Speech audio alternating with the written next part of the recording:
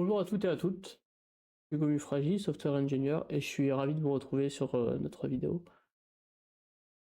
Au programme, on continue notre app full stack autour d'Effect, et sur cette vidéo, on va attaquer toute la partie base de données, repository. Et pour ça, il fallait créer les migrations pour notre base de données.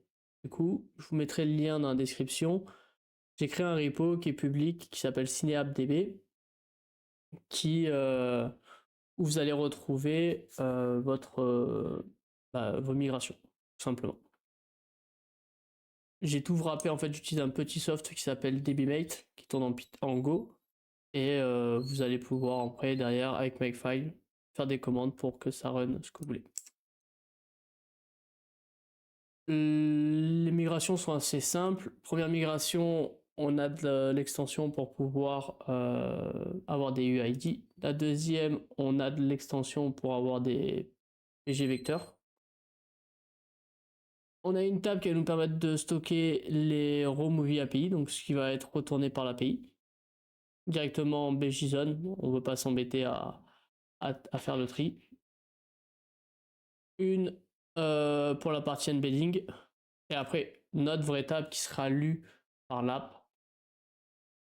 Du coup, une fois qu'on a, si vous clonez le repository ou vous utilisez la site, vous allez arriver sur ça, vous allez avoir en fait un Makefile, un dossier DB, et c'est tout pour l'instant. Et après, vous pouvez faire un make migrate create. Je cherche la commande.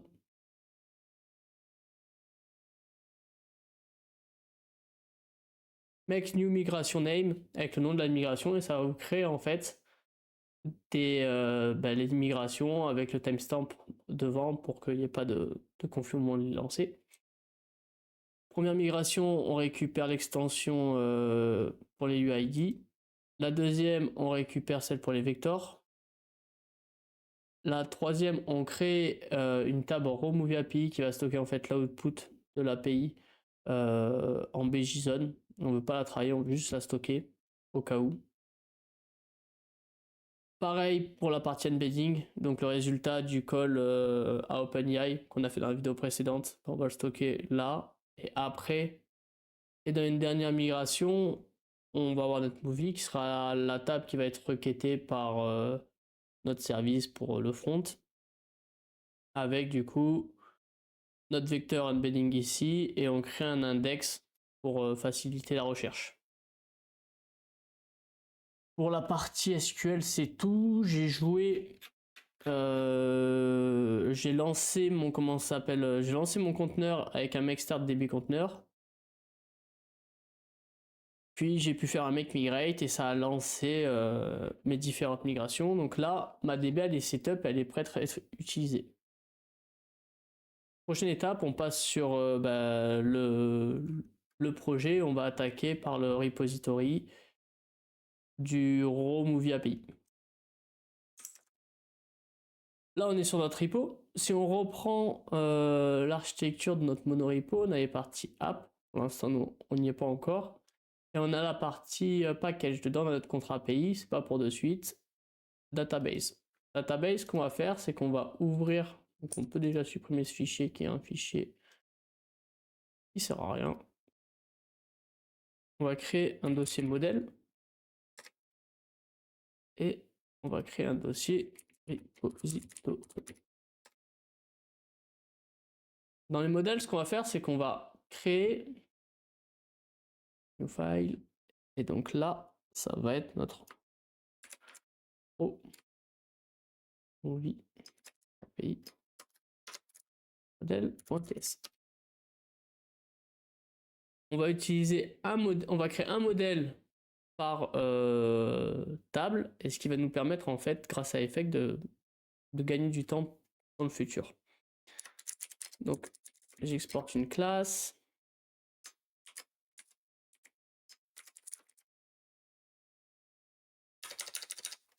Movie API modèle. J'extend modèle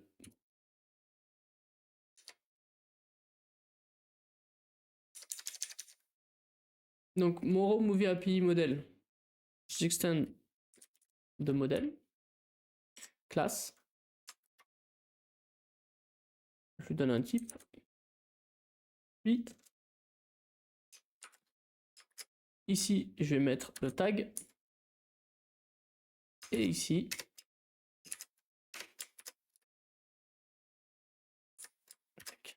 voilà. Et ici, en fait, je vais mettre mon schéma que je vais utiliser pour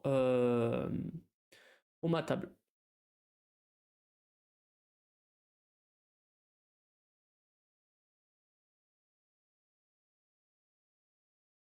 Je vais me le copier-coller ici pour que ça soit plus simple à lire et que je fasse pas des allers-retours.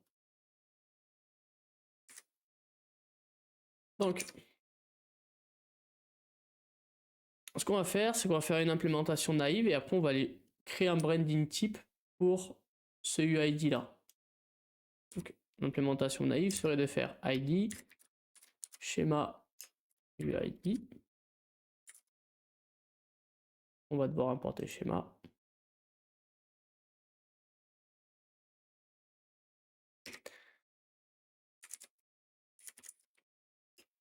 Payload qui est un...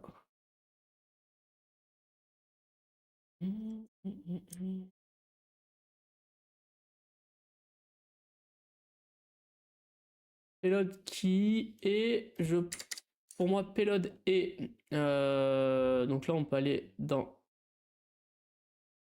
notre partie domain, src, imdb, égale à ce type là.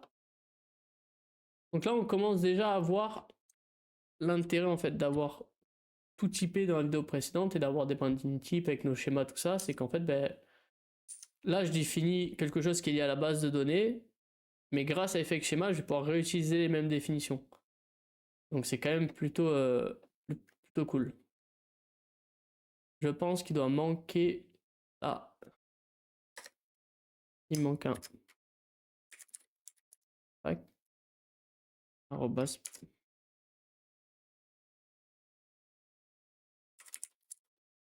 Tempête. Flash.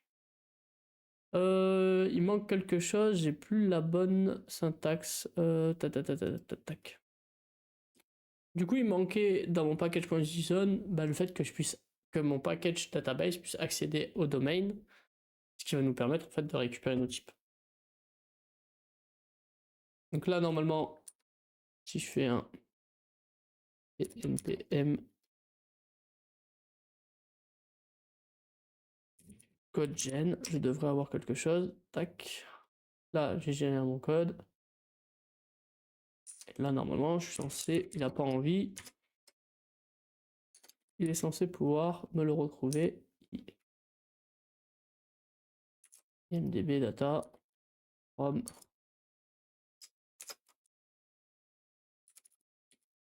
Template domain. H. IMDB. Voilà. L'IDE avait pas envie de travailler, c'est pas grave. Moi, je le fais. Je mets un coup de fixe lint. Et on est parti. Donc, le payload on l'a défini. Il peut pas être nul. Et on va avoir un created at 2 points dat.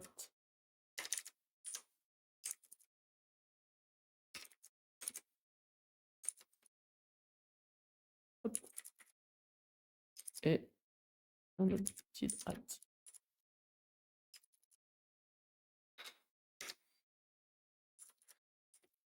Ce que je vais faire, c'est que je vais dire que ces deux champs-là, j'ai pas envie à chaque fois de devoir les passer. Je vais dire que c'est un modèle. Point.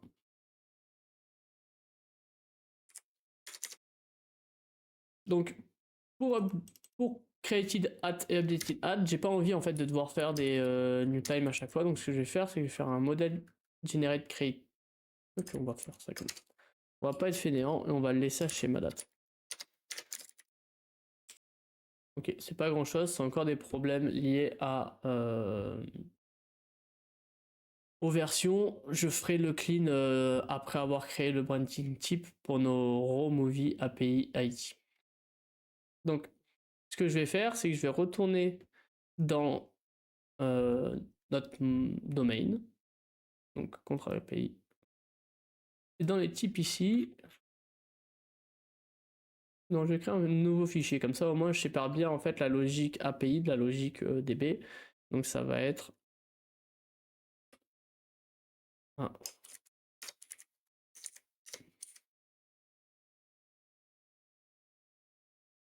Donc je crée un dossier raw movie API et dedans je crée un fichier qui s'appelle raw movie API. Dans le futur, je pourrais peut-être créer un raw movie API update, create, ça dépendra en fait de ce que je veux en faire. Là pour l'instant, moi j'ai juste besoin d'un branding type pour mon UID. Donc du coup export const et c'est donc notre raw movie API ID qui est égal à schéma.uid.pipe de schéma.brand.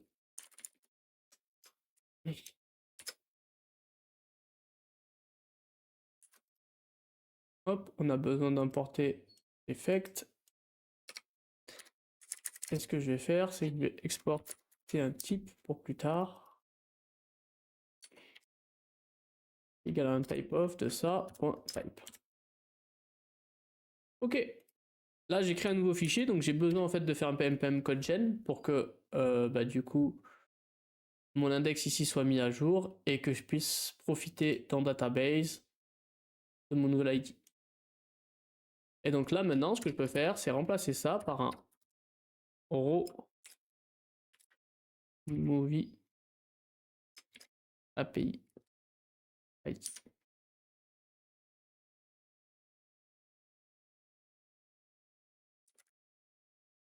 J'ai fait une vidéo sur les branding types, sur la primitive obsession.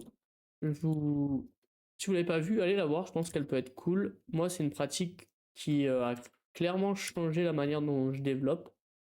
Ça apporte énormément de sécurité dans votre code et c'est pas quelque chose qui est. Enfin, c'est pas une théorie tirée du chapeau ou quelque chose comme ça, c'est en fait purement mathématique.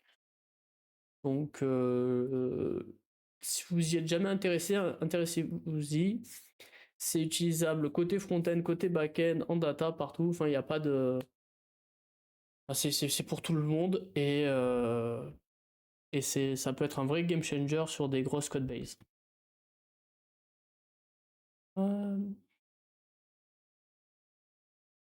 Ok. Je vais faire une pause pour clean les bazars de dépendance de version et je reviens.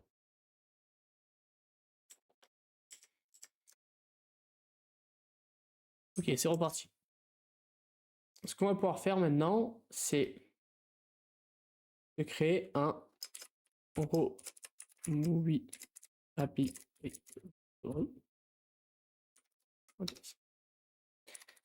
Et là, comme d'habitude, ce qu'on va faire, c'est qu'on va créer une classe qui est du coup un raw movie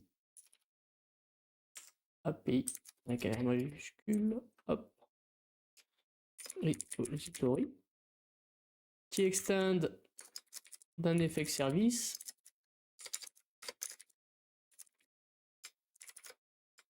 Hop, hop, hop. On importe effect. On le type correctement. On lui met le tag. On ouvre. On va définir ici donc un effect gen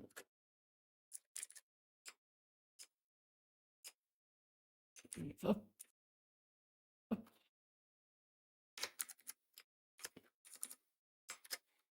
Hop.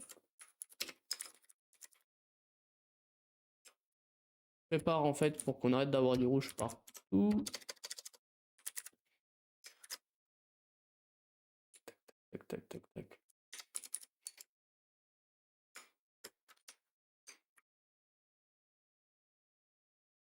Et là, ce qu'on veut, c'est un yield étoile.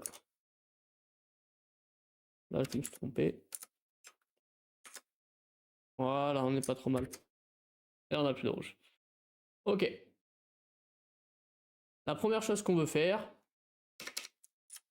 c'est faire un const repo. Donc ce qu'on veut faire, c'est un yield étoile de modèle mec. On va importer modèle pour qu'il le trouve. Hop.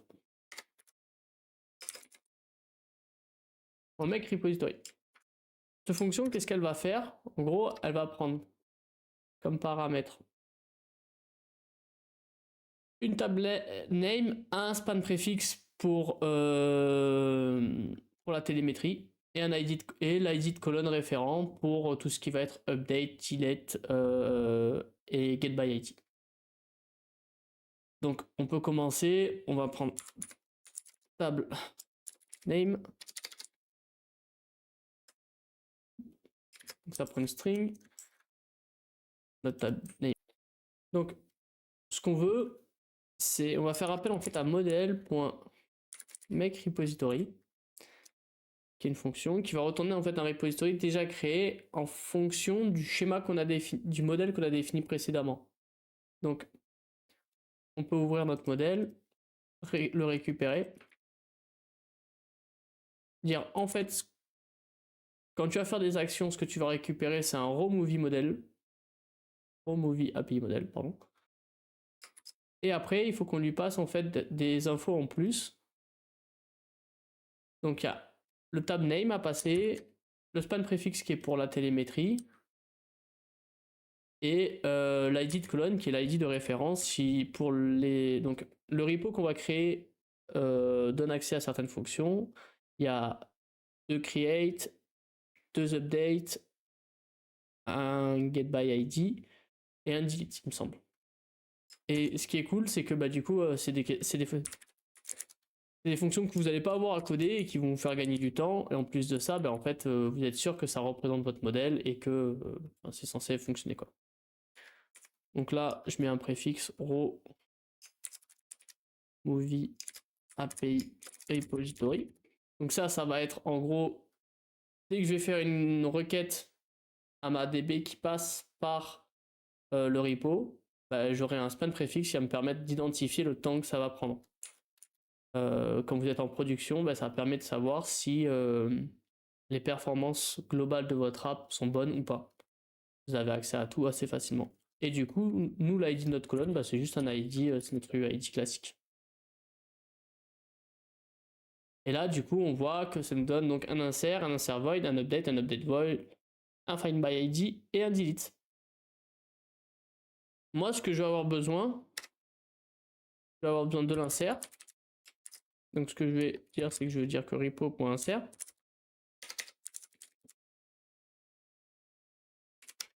Là, pour l'instant, je vais avoir besoin du get by ID. Pour après, je vais renommer en find by ID. Pour rester... pour avoir la même notation. Et pour le moment, c'est tout en fait. C'est tout ce qu'on va vouloir faire sur notre repository. Et là, en l'espace de 20 lignes, j'ai donc mon repository qui est setup et qui nous permet d'écrire et de chercher par ID. Chose intéressante, c'est le find by ID du repo. Il retourne par définition une option. C'est assez intéressant parce que ça veut dire quoi? Ça veut dire que ça va vous forcer à vérifier que vous avez bien récupéré quelque chose et que vous n'êtes pas juste trompé. Ou enfin, pas que vous vous êtes trompé. En gros, le fait d'avoir une option, ça va vous forcer à vérifier que votre option elle n'est pas anon. C'est-à-dire qu'il n'y a rien dedans. Parce que quand vous faites un get sur un ID, vous savez jamais si la chose que vous êtes en train de récupérer n'a pas été supprimée quelques instants avant. Ou pour X ou Y raison, cet ID c'est un faux ID. Du coup, par design, les développeurs qui sont derrière la librairie d'effects, bah, ils forcent la chose à ce que ça soit une option. Soit il y a quelque chose, soit il n'y a pas. Soit c'est somme de ce que vous avez, soit c'est unknown. Et du coup, vous, ça vous rend votre code, ça vous force à avoir un code qui est bah, plus sûr, d'une certaine manière. Parce que vous allez devoir traiter ce cas-là. Vous n'allez pas pouvoir le laisser à la marge. Hop. Dans la suite des vidéos, vous inquiétez pas, on peut réaliser des queries SQL plus complexes. On le fera par la suite pour nos, comment ça s'appelle, bah pour notre tab movie.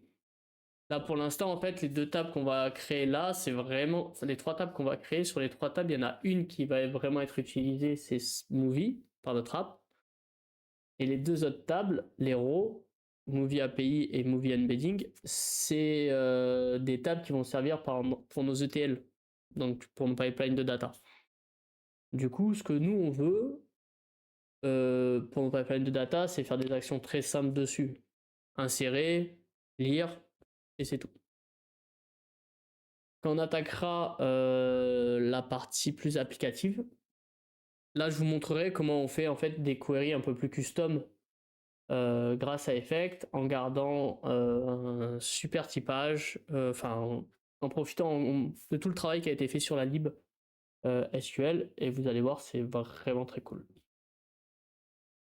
Ok, là on vient de finir notre row movie API repository, et bien maintenant on peut attaquer notre row movie embedding.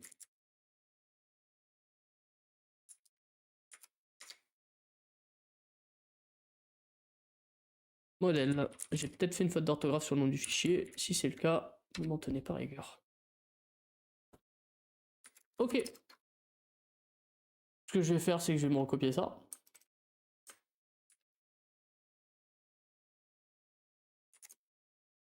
Donc c'est un row unpacking modèle. Je change les différents éléments. Le created at, on le garde. Lui, on va le changer. Donc on va créer. Je retourne dans mon modèle, dans mon domaine. Je vais créer un nouveau dossier.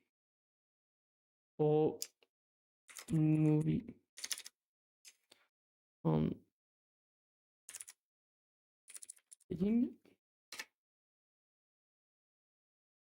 Et là, ce que je vais insérer, c'est un row movie embedding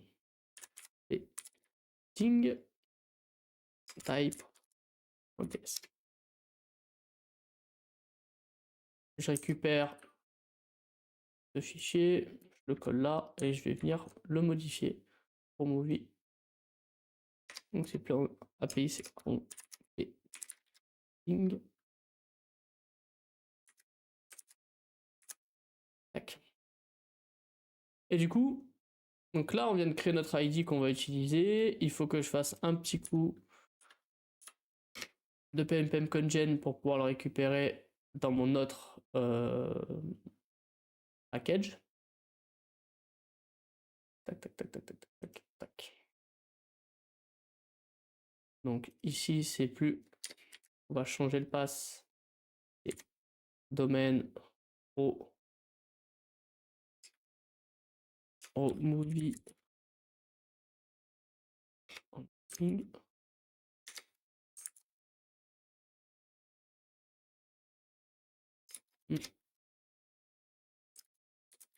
J'ai l'IDE qui me tend des pièges.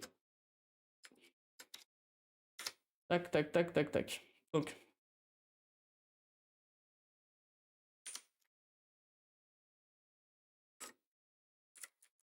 Il n'a pas envie de m'aider.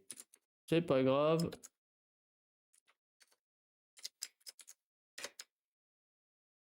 Template domain. Embedding. Voilà, nous on n'a pas besoin de lui. On sait où sont nos types. Ce que je fais, c'est que là, je vais récupérer notre, comment ça s'appelle, notre Movie API. Bon, voilà, c'est lui qu'on veut. Je me suis trompé. Donc là, on va pouvoir, je pense, créer un nouveau type qui va être un export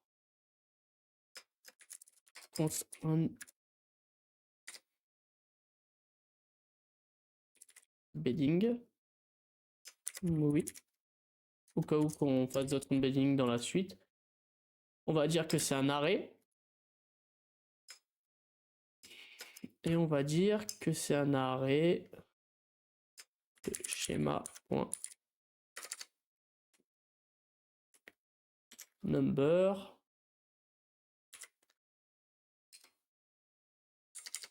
Et j'aimerais bien dire qu'il doit avoir une... Pour l'instant, je vais laisser ça. Je regarderai plus tard sur mon temps libre comment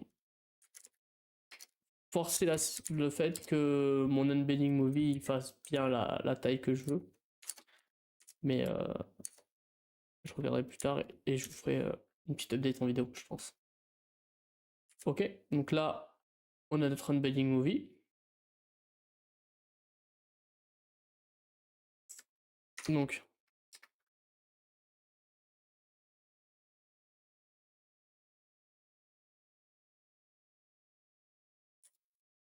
embedding, deux points, embedding movie. Hop, on va le récupérer. Et je suis pas hyper satisfait de ce que j'ai écrit. Du coup, je pense que je vais modifier là en live ma migration. Movie external ID, ça devient plus ça, ça devient movie 1 movie API ID. Alors attendez, avant ça, il faut que je fasse un make rollback. Voilà. Maintenant, je peux faire mes choses. Je peux modifier mes trucs.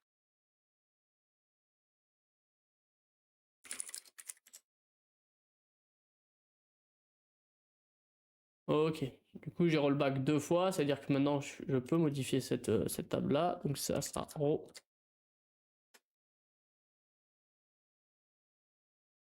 Movie API ID, le type UID, et qui est not nul. Ok. L'input text, j'en vois pas l'utilité de le garder, étant donné que on peut facilement le récupérer.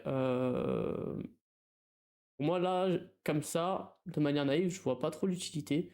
Donc je pense qu'on va le supprimer. Et ce qu'on va faire, c'est que dans le système que j'ai pensé, le but c'est de pouvoir, s'il y a une quelconque erreur dans les... S'il y a une quelconque erreur ou si on a une volonté de rejouer une partie, ben on pourrait par exemple rejouer pour un certain ID de film. Et donc du coup le raw movie embedding il va être rejoué pour le même ID de film. Donc du coup, en fonction du système qu'on crée, ça peut valoir le coup d'avoir un created at et un updated at si jamais on réupdate et on refait un vecteur, une description de film. Tac, tac, tac, tac, tac. Donc pour moi, on est bon. Je peux faire un make migrate. Et là, j'ai joué mes migrations et on est reparti. Je recopie ça. Je recopie ça en fait pour pas l'oublier. Et donc, ce que j'ai maintenant, c'est ça. Ici, j'ai un raw movie API ID de type raw movie API ID. Ouais. Ça qu'on veut. Tac, tac, tac, tac, tac, tac. Et pour moi, c'est tout. Et toute cette partie-là peut être supprimée. Et là, on a quelque chose de plutôt pertinent. Il nous manque une petite virgule ici pour que ça soit bon. On met un coup de lint. Donc, méfiez-vous. Là, on a l'exemple parfait. L'IDE a généré le pass du fichier. Et en fait, si vous gardez ce pass-là, ce qui va se passer, c'est qu'il va pas trouver votre type. Et du coup, ça va être la galère. Donc, vous êtes obligé de respecter template, comment ça s'appelle, votre package. Et après, voilà. Ok, on est bon, on a créé le raw movie embedding model. Prochaine étape, on crée le repository. Ça va être très proche de ce qu'on a fait précédemment, donc je pense que je vais le copier-coller pour être totalement transparent. Il y a peu d'intérêt à tout réécrire à la main.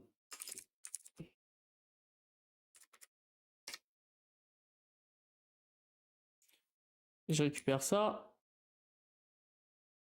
je le colle, et donc ici c'est plus API, et donc c'est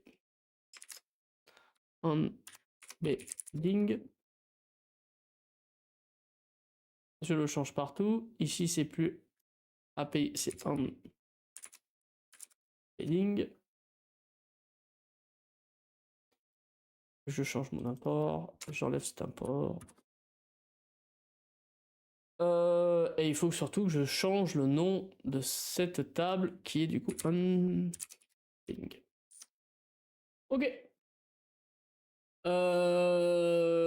Bah, pour le raw movie embedding repository, c'est fini. Grosso modo, ce qu'on a fait, c'est juste qu'on a récupéré